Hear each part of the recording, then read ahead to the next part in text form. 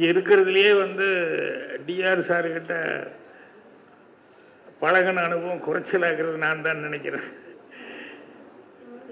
ஆனால் நான் குறைச்சலாக பழகியிருந்தா கூட கூட இருந்தவங்க நிறைய பேர் வந்து எல்லாருமே டிஆர் சோடு அவரு கூட இருந்தவங்க. அதனால் எப்போவுமே அவரை பற்றி எதையாவது ஒன்று சொல்லிக்கிட்டே இருப்பாங்க. அவருடைய பெருமைகள், அவருடைய என்னென்னலாம் பண்ணார் அப்படின்னு சொல்லிட்டு அந்த விதத்தில் அவரை பற்றி எனக்கு நல்லா தெரிஞ்சிருந்தது. இன்னும் என்னை விட பூர்ணிமாவுக்கு நல்லா தெரிஞ்சிருந்தோம். ஜெயந்தி அவங்கக்கிட்ட வந்து பூர்ணிமா சொல்லி அனுப்பிச்சாங்க, என்னுடைய வாழ்த்தை சொல்லுங்கள், வர முடியாதுக்கு வருத்தத்தை சொல்லுங்கள் அப்படின்னு சொல்லி அனுப்பிச்சாங்க. ஏன்னா இவங்கெல்லாம் வந்து இந்த நவராத்திரி குழு அது இதில் எல்லாம் கலந்துக்கிறதுனால ஃபேமிலி விஷயங்கள் எல்லாமே என்னை விட அதிகமாக தெரிஞ்சிருப்பாங்க. எனக்கு டிஆர் சார் வந்து அறிமுகமானது அப்படிங்கிறது வந்து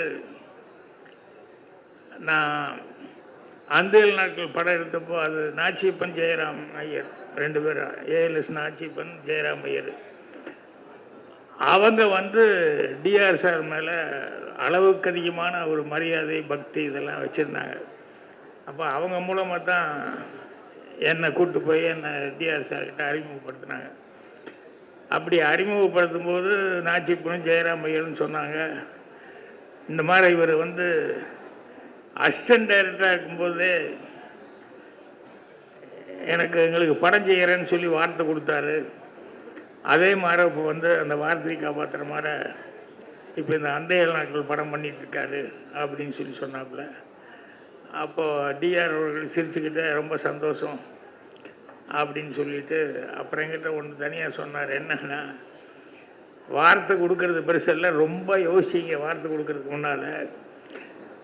அப்படி யோசித்தாலும் கடைசியில் வந்து வார்த்தை கொடுக்க முன்னால் முடிஞ்ச வரைக்கும் எப்படியாவது வார்த்தையை காப்பாற்றுறேன் அப்படின்னு அந்த முடிஞ்ச வரைக்குங்கிற மாதிரி ஒரு வார்த்தையை போட்டுக்கோங்க, அதுதான் சேஃப்டி அப்படின்னு சொன்னார். ஏன்டா இப்படி சொல்கிறாருன்னு எனக்கு தெரியல. ஆனால் வார்த்தை கொடுக்கறத பற்றி அவ்வளோ தூரம் அவர் சொன்னதுங்கிறது வந்து அப்புறம் லைஃப்பில் வரும்போது, நடைமுறையாக வரும்போது அதே சில விஷயங்கள் வந்து நமக்கு தெரிய வருது என்ன அப்படிங்கிறது. இப்போ அந்த நாச்சியப்பன் ஜெயராம் ஐயா அவர்களுக்கு வந்து அந்தையல் நாட்கள் படம் வந்து நான் அசிஸ்டன்ட் டைரக்டராக இருக்கும்போதே நான் டைரக்டராக வரும்போது கண்டிப்பாக உங்களுக்கு பண்ணி கொடுக்குறேன். ஏன்னா எங்கள் டைரக்டர்கிட்ட படம் பண்ணணுன்னு வந்தாங்க. எங்கள் டைரக்டர் சூழ்நிலை எனக்கு தெரியும், இப்போதைக்கு முடியாதுங்க, நான் டைரக்டராக வந்தால் கண்டிப்பாக நீங்கள் இவ்வளோ தடவை வர்றதுனால உங்களுக்கு படம் பண்ணி கொடுக்குறேன், ஆனால் வருவேன் வந்து பண்ணுறேன் அப்படின்னேன். அதுக்கப்புறம் நான் வந்ததுக்கப்புறம் வந்து சார் நீங்கள் இப்படி ஒன்று சொன்னீங்களே அப்படின்னாரு. கண்டிப்பாக பண்ணுறேன் அப்படின்னு சொன்னேன். ஸோ ஆர்டரில் வந்துட்டு இருக்கும்போது கண்டிப்பாக அடுத்தது உங்களுக்கு தான் அப்படின்னு சொல்லி வார்த்தை கொடுத்து அவங்க எல்லாமே ரெடி ஆகிட்டாங்க. எல்லாம் ரெடி ஆகிட்டதுக்கப்புறம் சொன்ன வார்த்தையை காப்பாற்றணுமே அப்படின்னு சொல்லிட்டு கரெக்டாக பூஜை போடலான்னு சொல்லும்போது நடுவில் திடீர்னு ஒரு ப்ரொடியூசர் வந்தார். அது ஒரே பேமெண்ட் அப்படின்னு சொல்லி ஒரு பெட்டியை தூக்கிட்டு வந்துட்டு எங்களுக்கு பண்ணணும் அப்படின்னு சொல்லி கேட்டார். இல்லைங்க, நான் உங்களுக்கு வார்த்தை கொடுத்துட்டேன், அது சரியாக வராது, இவங்களுக்கு அப்புறம் வேணால் நான் பண்ணுறேன் அப்படின்னு சொன்னேன்.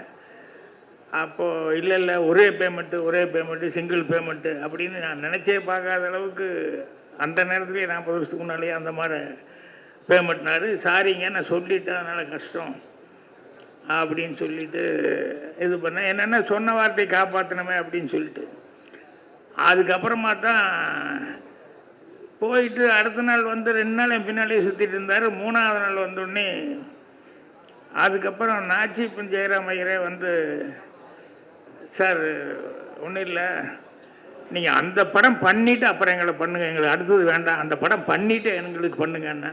இல்லைங்க உங்களுக்கு தான் நான் வார்த்தை கொடுத்தேன், அதுதானே, இல்லை கரெக்டுங்க, ஆனால் அம்மா அவங்க கூப்பிட்டாங்க, நீங்கள் என்ன பெருசாக அட்வான்ஸ் எல்லாம் ஒன்றும் கொடுக்கல, ஆனால் பாருங்கள் எங்களுக்கு வாடகை வீட்டில் இருக்கிறோம், இப்போ இந்த பேமெண்ட் வாங்கினோம்னா எங்களுக்கு வந்து சொந்த வீடே வாங்குகிற அளவுக்கு ஒரு அட்வான்ஸ் எல்லாம் பண்ணுற அளவுக்கு இருக்குது அப்படிங்கிற மாதிரி சொல்லி, அதனால் நீங்கள் தான் முடிவு பண்ணணும் அப்படிங்கும்போது வேறு வழியே இல்லாமல் நாச்சியப்பன் ஜெயராம் ஐயர் வந்து எங்கிட்ட வந்து, இல்லை சார் நீங்கள் பரவாயில்ல உங்களுக்கு பண்ணிவிட்டு அடுத்தது அவங்களுக்கு பண்ணுங்கள் அப்படின்னு சொன்னாங்க. அப்போ தான் டிஆர் அவர்கள் சொன்னது, அது வார்த்தை கொடுக்கறது பெருசு இல்லை, நம்ம அதை காப்பாற்றணும்னு நினச்சா கூட நம்மளையும் மீறி சில சூழல்கள் வந்து வரும்போது அது தவிர்க்க முடியாததாக வந்து மாட்டிக்கும். இதே மாதிரி ஏவிஎம்லேயும் வந்து எனக்கு இங்கே ராஜேஸ்வரி இதில் நடக்கிறதுனால சொல்கிறேன். ஏவிஎம்மில் வந்து முந்தான முடிச்சு படம் கமிட் ஆகும்போது நான் முதல் படம் 2வது படமெல்லாம் வந்து கங்கை அமரன் செஞ்சார். அதுக்கப்புறம் விஸ்வநாதன் இளையராஜா அப்படின்னு போனதுனால கங்கை அமரன் கொஞ்சம் பெண்டிங்லேயே இருந்தார். ஆனால் என்னென்ன முதல் 2 படம் நான் தானே இருந்தேன், என்னென்னு விட்டீங்களே அப்படின்னாரு. இல்லை இல்லை, ஒரு பெரிய படம் வரும்போது உங்களுக்கு தர்றேன் அப்படின்னு சொல்லிட்டு அமர்கிட்ட சொன்னேன், வெயிட் பண்ண அமர்னு. அப்போ ஏவிஎம் கமிட் ஆன உடனே அமர் நீ தான் இந்த படத்துக்கு மியூசிக் டைரக்டர் அப்படின்னு சொல்லி வார்த்தை கொடுத்தேன். அதுக்கப்புறம் வந்து உட்காந்து கதையெல்லாம் பண்ணிட்டு வந்துட்டோம். அப்புறம் சரவணன் சார், பாலசுப்ரமணியம் சார் இவங்களையெல்லாம் உட்கார வச்சு, குமரன் சார்லாம் உட்கார வச்சு கதையை சொன்னேன். கதை ஃபுல்லாக கேட்டதுக்கப்புறம் அவங்க 3 பேர் தனியாக ஒரு டிஸ்கஷன் பண்ணி அவங்க வந்து எங்கிட்ட வந்து, சார் தப்பாக நினச்சிக்காதீங்க, இது பிரமாதமாக இருக்குது, ஒரு கிராம கதை, அதனால் இளையராஜா மியூசிக்காக இருந்தால் ரொம்ப பிரமாதமாக இருக்கும் அப்படின்னாங்க.